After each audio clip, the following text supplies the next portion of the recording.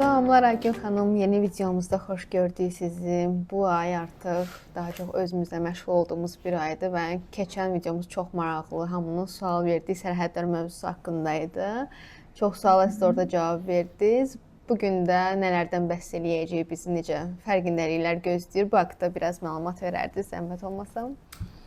Bəli, bugün biz davam edirik yenə bizim belə deyək, bu daxilimizdə konflikt yaradan mövzularla və növbəti mövzumuz da əslində yenə də çox insanın hiss etdiyi bir mövzudur. Yəni məsələn, biz bunun içərisinə bir balaca qatırıq. Pul xərcləyərkən, özümə nəsə edərkən günahkar hiss etmək və eyni zamanda da kimsə mənə nəsə edərsə, orada da borclu hiss etmək. Yəni mənə fərqi yoxdur, biri bir konfet də versə və çox insanda bu arada onu deyim ki, bunu heç fərqində belə deyil ki, bunu yaşayır.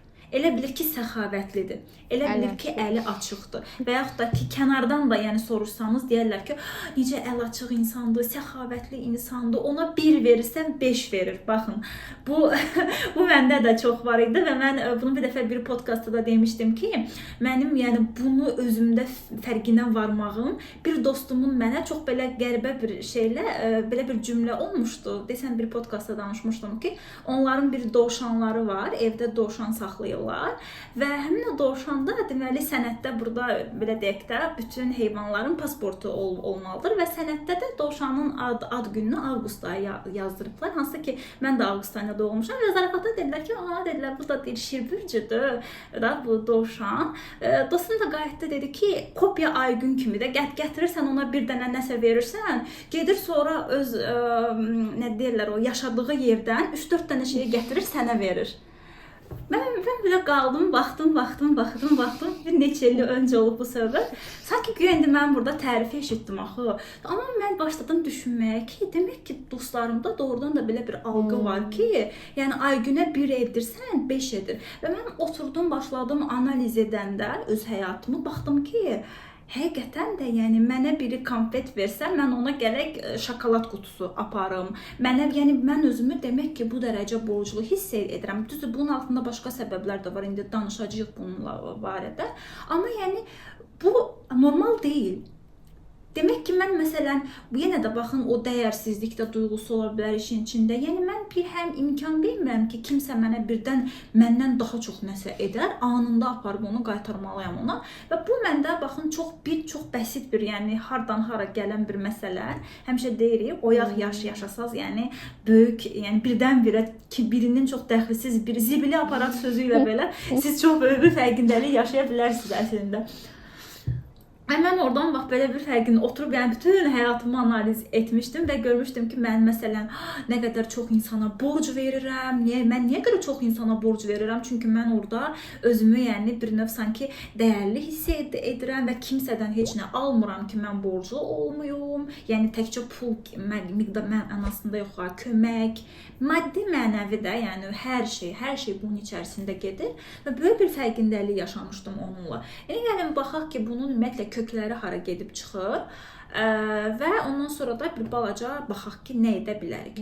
Ümumiyyətlə, baxın, bizim bir çoxumuz uşaqlıqda, yenə də uşaqlığa gedib çıxır çox məsələ, bir çoxumuzun zehnində sevgi və dəyər, yəni bir-biri ilə əlaqəli bir hala çevrilir. Yəni biz məsələn buna şərtli sevgi də deyirik çox zaman. Yəni ümumiyyətlə uşaq vaxtı məsələn biz valideynlərimizdən tutaq ki, ancaq sən sözə baxsan sənə falan şeyi edərəm, yaxşı qiymət alsan sənə falan şeyi edərəm. Bax biz belə öyrəşdikcə məsələn bununla valideynlər də bilə-bilə etmir çox zaman. Yəni ki, qoy uşağı toksik böyüdüm deyə etmir. Sadəcə bu da bir böyütmə tərzidir. 5 alsan sənə filan şeyi alaram və bu bizim zehnimizdə, biz deyirik ki, zehində həmişə kodlar yazılır, düzdür? Zehnimizdə avtomatik belə yazılır ki, məsələn, demək ki, nəsə alanda və ya qəbul edəndə mən mütləq şəkildə nə etməliyəm? Qarşılıq verməliyəm. Yəni, mənə məsələn kimsə konfet verirsə, mən ona ən azı konfet aparmalıyam. Bir damcı da dəyərsizlik duyğum və yaxud da bundan sonra danışacağım o hisslərdən biri məndə varsa, mən ona ən azı 2 konfetlə getməliyəm. Budur, yəni zehnimin qoyduğu, yəni şərtli sevginin gətirib çıxardığı o nəticələrdən biri. Yəni öz dəyərimi məsələn aşağı görürəm, düzdür? Yəni özümə inanmıram deyə çox zaman başqasının mənə nəsə alıb gətirməsi, mənə tutaq ki da məni düşünüb mənə bir şokolad alıb gətirib, mənə belə elə gəlir ki, mən də ona nəsə etməliyəm. Yəni mənə heç cürə rahat gəlmir ki, o məni düşünüb yoldan keçəndə bir dənə şokoladdır da alıb atıb cebinə gətirib məsəl üçün. Hə nə olacaq? Mən də bunu çayla içim, çox sağ ol deyim, olsun bitsin. Yox, gələn dəfə mən ona 1 kilo şokoladla getməliyəm. Belə olmaz. Baxın, zihində yaranan, görürsüz bu bir növ əlaqə bu şəkildə olur. Yəni bu da nədən irəli gəlir? Ya mən öz dəyərimi bəli ya aşağı görürəm deyə, həqiqətən kiminsə mənə nəsə etməsi məni orada tətikləyir. Avtomatik mən orada özümü borclu hiss etməyə başlayıram. Və yaxud da ki, yəni sadəcə bunu zihnim bu şəkildə öyrəşib ki, verildi sənə, sən də nəsə verməlisən. Nəsə, yəni düzdür, biz həmişə alma-vermə balansından danışırıq. Deyirik ki, həmişə qarşılıqlı olsun. Düzdür, video izlədiniz, bəyənin. Düzdür, deyirik ki, qarşılıqlı bunu edək. Amma bu yəni həyatda bu şəkildə deyil də. Yəni bu alma-vermə balansı borclu hiss etmə məsələsi deyil bu. Bu sadəcə bizim yəni enerjisel qoruduğumuz bir balansdır. Yəni burada orada məsələn söhbət ondan getmir ki, biz insanlar hər şeyi səhv başa düşürük. Söhbət ondan getmir ki, sənə bir şokolad verəndə sən də bir dənə ver, orada balansı qoru. Yox, şokolad verdi, çox sağ ol de, məsələ bitdi, getdi məsələn. Burada bir şey yoxdur. İçindən gəlirsə, hə sən də onu alarsan. Bu ayrı məsələdir, düzdür? Amma orada bizim başqa duyğularımız tetiklənirsə, ona görə mən edirəm. Hətta fikir verin, maraqlı bir nümunə. Məsələn, kimsə sizin ad gününüzə gəldi, 50 manat verdi. Siz də aparırsınız ona, 50 manat qaytarırsınız, düzdür, qarşılıqlı. Sonra o da sizə yenə 50 gətirdi. Sonra siz ona yenə 50 verəcəksiniz. O sizə gəlib 100 versə, siz məcburan aparıb 100 verəcəksiniz. Borclu hiss edirəm axı, yəni mən bunun altında qala bilmərəm. Və burada məsələn içdənlikdən söhbət gedə bilərmi? Yox. Yəni mən indi bilirəm ki, deyəcəksiniz ki, Azərbaycanda məsələn çox insan deyir ki, məsələn mənim toyuma gəldi, falan qədər pul yazdırdı, mən də bu qədər etməliyəm. Yəni burada bilirsiniz, bu artıq hesab kitaba o qədər çox girir ki, məsələn birinin toyuna gedəndə sən artıq sevinmirsən də, bütün travmalı gedirsən ki, o mənə bu qədər yazdırmışdı, mən də gedəcəm bu qədər yazdıracağam. Görün, yəni o qədər belə bu əslində dərin bir məsələdir. Üzdə belə gülməli, belə aşağı səviyyəli mövzu kimi görünür, amma dərində çox dərin bir məsələdir. Mən məsələn belə şeyləri özümdə görəndən yadıma gəlir ki, belə bir şey kəşf etmişdim özümdəki, öz şəxsi Instagram səhifəmdə illər öncəki. Gördüm ki, belə birdən-birə gəldi. Gördüm ki, mən kimə ki məsələn komment, şərh yazıramsa, onun postunu bəyənirəmsə, eyni şeyə gələn növbət dəfə kimdənsə həmin adamdan görürəm. Mən post paylaşıram, şərhə yazır. Baxdım ki, belə bir əlaqə formalaşıb da, yəni siz bu dərəcə dərinə getməyinizə ehtiyac yoxdur, amma mən getmişdim, mənə maraqlı idi bunları çözmək. Və mən nə etmişdim? Mənim illərdir məsələn şəxsi Instagram səhifəmdə komment bölməsi bağlıdır. Məsələn deyirəm ki, yəni mənə lazım deyil ki, mən Aytən xanıma nəsə yazandan sonra o da mənə yazsın ki, hiss elə qarşılıqlı. Mənə lazımdır ki, mən Aytən xanımın bir şəklini görürəmsə, bəyəndim, nə bilim, ürək qoydum, çıxdım, getdim. Yəni mən orada bir şey gözləmirəm qarşılığında. Okay. Onun çox xoşuna gələrsə mənim nəyimsə, o mənim nə bilim DM-dən də yazıb mənə deyəcək ki, nə qəşəng görünürsüz bugün. Okay. Yəni mən məsələn o vaxt ki məntiqlə bunu belə etmişdim. Çünki o zaman bir təmizləmə işləmi aparırdım. Yəni borclu hiss etmə məsələsi görün bizi haralarda təsir edir. Yəni bu qədər kiçik. Daha sonra nə ola bilər? Bir də bu məsələn xüsusilə də pul xərcləyəndə və yaxud da kimdənsə nəsə qəbul edəndə sanki qarşı tərəfə sanki biz bizi idarə etmə gücü veririk. Yəni sanki güc ona keçir və biz yəni orada nəzarəti itirmə qorxusu yaşayırıq. Bax bu da var bunun altında. Yəni xüsusən də məsələn uşaq vaxtı valideynlərimizlə, yenə xüsusən atamızla münasibətimiz gərgin olubsa və bir qadın kimi, yəni bunu mən danışıram, gərgin olubsa, biz bir qadın kimi məsələn birinə mənə pul xərcləmə icazəsi verəndə daxildə böyük bir narahatlıq keçirdirəm ki, sanki bütün nəzarətimi onun əlinə verdim. Aydındır. Yəni bir narahatlıq hissi keçirdirəm. Yəni sanki mənə nəzarət edə bilər bununla o. Bax bu şəkildə. Və yaxud da ki, əgər mən birindən nəsə qəbul etsəm, o məni avtomatik idarə etməyə başlaya bilər. Aydındır. Yenə bax özgüvənsizlik, hamısı tətiklənir də. Görürsüz, hamısı bir-birini tətikləyir. Sonda bir nəticəyə gəlib çıxırıq.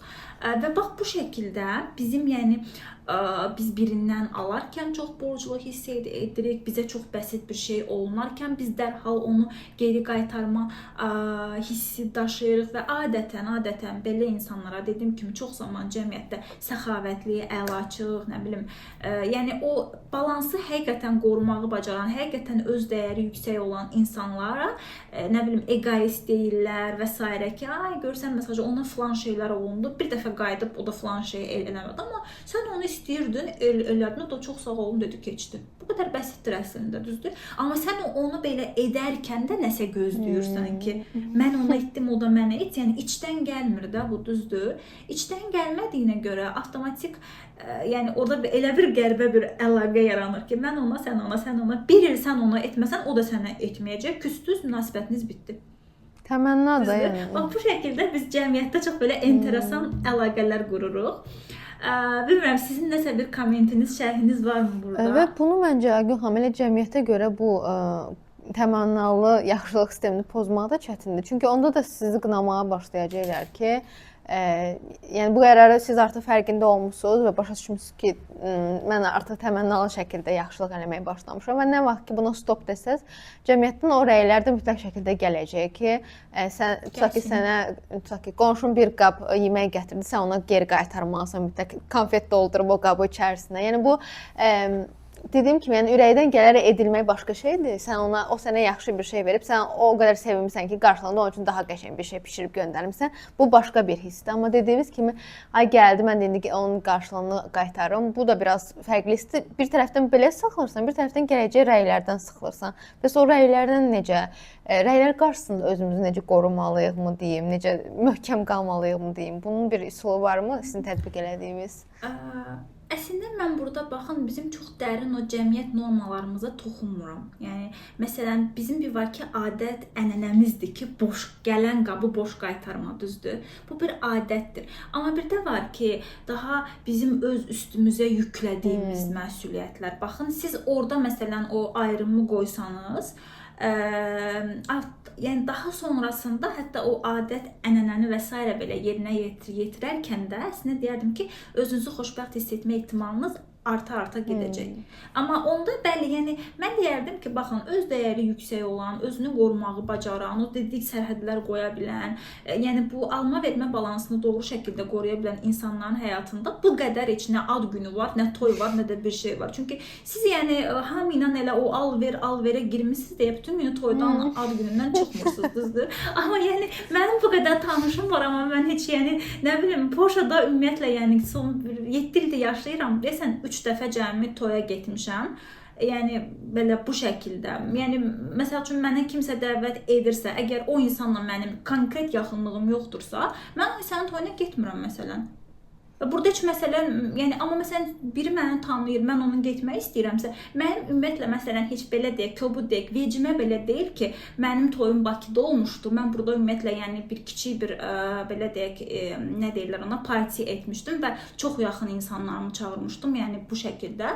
Ay o mənim toyuma gəlməyib, mən onun toyuna niyə gedim? Yox, mənim əgər ürəyim istəyirsə, mən çox qəşəng geyinəcəm, keçinəcəm, hədiyyəmi də alacağam, belə bəhbəhlə gedəcəm. Amma istəmirəmsə də heç getməyəcəm, deyəcəm ki, təşəkkür edirəm, mən gələ bilmirəm. Bu qədər sadədir bu. Amma biz bunu belə o qədər belə çevirmişik ki, məsələ gəlib belə adət ənənəyə dayandı. Amma yəni burada dediyim kimi bizim bu təməl məsələləri biz qorumağı bacarsaq, adət ənənəyə də gələndə artıq bir müddət sonra o da oturacaq, baxın yerinə.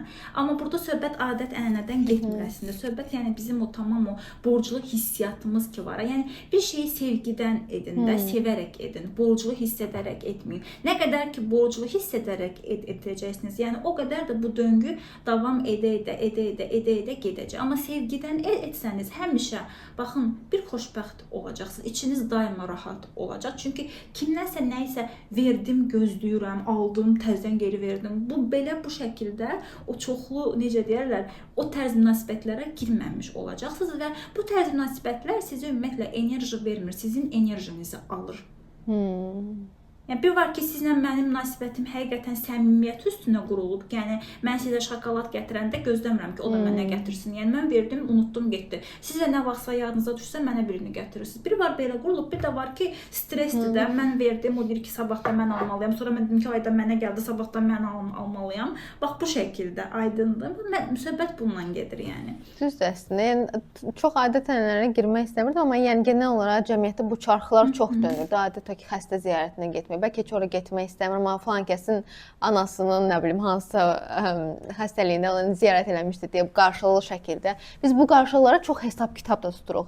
Düşünün ki, beynimizin bir hissəsi də buna həsr olunur ki, falan kəs onları yadda saxlamaq da çətindir, nə bilim, toya nə qədər pul. Mən hətta eşitmişəm ki, deyir, yas mərasimidir. Deyir ki, o mənim anamın yasına gəlməmişdi, mən də getmirəm. Belə şoka düşmüşəm ki, yəni sən onun yəni sən öz ananın yas mərasimində gələn insanların siyahısını tutacaq qədər, yəni bilirəm, siyahı və s. tutulur. Amma yəni sən bunu öz beynində saxlayıb, buna yer ayıracaq qədərmi sənin həyatın maraqsızdır? Baxın, sual budur. Bu dediklərim çox insanın xoşuna gəlməyə bilər. Yer və hiss ayırır. O hissi canlı saxlayır. Xoşa gəlir, çox da gəlməyə bilər bu danışdıqlarımız ki, ay nə bilim ənənələrə və s. və s. Yox, amma ona toxunmuram mən. Bu başqa məsələdir, tamam başqa məsələdir. Yəni sən niyə bunu zehnində saxlayaraq, onu orada çürüdərək bir potensialın var və onu da orada istifadə edirsən ki, filan kəs 15 il öncə sizin yasa gəlib 5 manat yazdırmışdı, sən də gedib 5 manat yazdıracaqsan. Baxın, yəni məsələ bundan ibarətdir. Biz belə dediyim kimi adət-ənənə və s. heç bura ümumiyyətlə girməyimizə belə ehtiyac yoxdur. Biz burada söhbət nədən gedir? O borclu hissiyatı. Amma bu borclu hiss etmək, bəli, bizi həyatımızın o qədər çox alanında, sahəsində təsir göstərir ki, biz bunların fərqinə vara elə bilin ki, hər fərqinə varmadığımız nöqtə bizdən o enerjini tutub dartır, aparır, düzdür? Mən fərqinə varıram, yapışdırdım o boşluğu. Tamam, orada mənim enerjim artıq mənimdir. Mənə məxsusdur və mən bu şəkildə özümü daha xoşbəxt hiss edirəm. Bir də indi gəlin baxaq, bu qəbul etməklə bağlı biz nə edə bilərik? Yəni, belə deyək, necə edək ki, biz qəbul etməyi bacaraq, düzdür? Bu yenə də əlbəttə görürsünüz, danışdıqca mövzuların altından nə qədər çox mövzu çıxır, fərqli emosiyalar və s. Mənim sadəcə məsləhətim olardı ki, bu videonu izləyənlərə, kimlər ki, özünü çox zaman borclu hiss edir və hətta günahkar hiss edir. Ümumiyyətlə, baxın, siz bunu özünüzdə şuurlu şəkildə formalaşdırmasanız, bu əsla formalaşan deyil. Onu deyim. Yəni, bu formalaşmayacaq. Məsələn, kimsə sizə gətirdi, nəsə verdi. Həmin anda çox sağ ol deyin və həmin anda ürəyiniz partlaya da bilər də ki, ay, mən də tez bazar gedim, bir dənə alım, gətirim, verim. Məsələn, özünüzə sual verin ki, ta ki də, okey, bax, bu dəqiqə sakitləşirəm. Narahatlığınızı, məsələn, 1-dən 10-a qədər 10 üzərindən qiymətləndirin. Məsələn, bu dəqiqə 10 üzərindən 8-dir mənim narahatlığım. Çünki o mənə bunu verdi və mən bilirəm ki, mən bu dəqiqə məşq edirəm öz üstümdə. Qaytarmayacam ona bunu. Çox sağ ol dedim, getdi, düzdür. Okey, növbəti dəfə birisi də gətirib başqa bir şey verdi. Tamam, təşəkkür edirəm dedim, götürdüm. Yenə narahatam, yenə qiymətləndirirəm. Baxın, bu belə hər dəfə nəsə qəbul edəndə çox kiçik bir şeydir. Birisi də gətirib su da verə bilər, düzdür. Fərqi yoxdur. Özünüzü sadəcə bir balaca o günahkarlıq duymadan qəbul etməyə fokuslayın bir müddət zehninizi ki, günahkarlıq duymadan qəbul edin və əlbəttə ki, burada risk var ki, yavaş-yavaş o insanlar sizə heç nə etməməyə başlaya bilərlər. Çünki orada bir alış-veriş var idi, axı siz onu edirsiniz, o siz edirdi, siz onu. Amma ondan sonra, bir müddət sonra artıq sizin həyatınızda bəli, real alış-veriş edə biləcəyiniz insanlar formalaşmağa, səmimi qəlbdən alış-veriş edə biləcəyiniz insanlar formalaşmağa başlayacaq. Və yaxud da ki, özünüzə nəsə aldınız, tutaq ki, pul xərclədiniz, günahkar hiss etdiniz axı, düzdür? Yəni orada mütləq şəkildə, yəni özünüzə hər dəfə nəsə alanda deyin ki, bunu öz xoşbəxtliyim üçün edirəm və bunu, yəni mən türklər deyir, hak edirəm. Yəni mən buna layiqəm də. Hər dəfə özünüzə baxın, bunu xatırladın və onu geyinəndə, yəni orada bir günahkarlıq duyğusu varsa belə, o duyğunu qış səni görmürəm, yox ha. Onu da qucaqlayıram, o da mənim duyğumdur. Amma onun da üstünə əlavə, yəni bir dənə də alternativ qoyuram ki, tamam, burada belə bir şey hiss edirəm mən, amma səni də qucaqlayıram, sən də mənimsən. Amma mən buna layiqəm. Onu da özümə qəşəng bir formada, belə deyək, xatırladıram. Bax, bu şəkildə, yəni kiçik zehninizi məşq etdirə bilərsiniz. Əslində çox qəşəng bir yəni sonluq gətirdiniz. Təmənnəli münasibətləri həyatımızdan uzaqlaşdırandan sonra təmənnasız münasibətlərə yer açılmış olur da. Yəni biz sizin oradakı dediyiniz məqam məncə qorxulu andır ki, həqiqətən o münasibətlər bitəcək də. Yəni bir yerdən sonra artıq o insan sizə verməməyə başlayacaq, çünki sizdən ala bilmədi. Amma bu zamanda sizin həqiqətən ürəkdən istədiyiniz, vermək istədiyiniz insanlar qabağınıza çıxacaq. Hansı ki, o da sizə bunu səmimi qəlbdən eləyəcək, siz də ona səmimi qəlbdən eləyə biləcəksiniz və bu hissə sanki güvənmək lazımdır. Biraz o çətin dönəmi belə bu hissə güvənərək keçirmək lazımdır yəqin ki. Bəli, yəni yer açmalısınız ki, yeni biri gəlsin. Siz həm mənim məsələn sərhədlərimi pozan insanlar var daim ətrafımda deyib, həm də o insanları ətrafınızda saxlayaraq, orada yəni o yerlər tutulub, onları yavaş-yavaş bir filtrdən keçirməlisiniz. Onlar getməlidir ki, yerinə sizin yeni sərhədlərinizə hörmət edə biləcək insanlar gəlsin, düzdür? Və yaxud da ki, sizdən qarşılıq gözləmədən, siz ondan gözləmirsiniz, o sizdən. Ürəyi istəyər bugün sizə 1000 manatlıq hədiyyə gətirər, ürəyi istəyər 1 manatlıq gətirər, fərqi yoxdur, düzdür? Sizin də könlünüzdən keçəcək ona nəsə alacaqsınız. Yəni bu şəkildə qurulacaq o münasibət və orada dediyim kimi ən əsas məsələ biz enerji axınının qarşısını almış oluruq. Bax, budur məsələ. Çox qəşəng bir mövzuydu. Çox sağ olun. Yəni həqiqətən özümüzə, öz daxili dünyamızda dönərkən məncə çox qəşəng bir mövzular seçmisiniz ki, bizi belə yolumuza işıq tutacaq həqiqətən də. Növbəti videolarda görüşərik. Çox sağ olun.